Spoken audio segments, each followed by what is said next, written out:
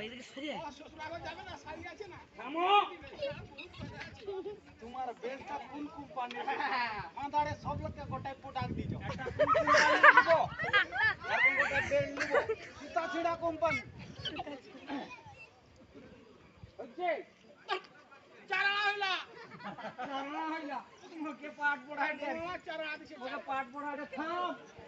আমার বেল করতে অনেক সময় লাগবে পয়সা দিতে দেরি হবে আরে জব জলদি পয়সাটা দিগনি মার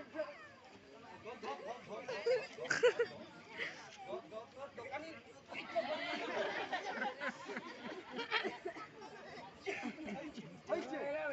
যা হইছে আমার নাগারে ভাগমাটা হইছে তোমার নাগারে দেখছো তোমার নাগারে যাইতো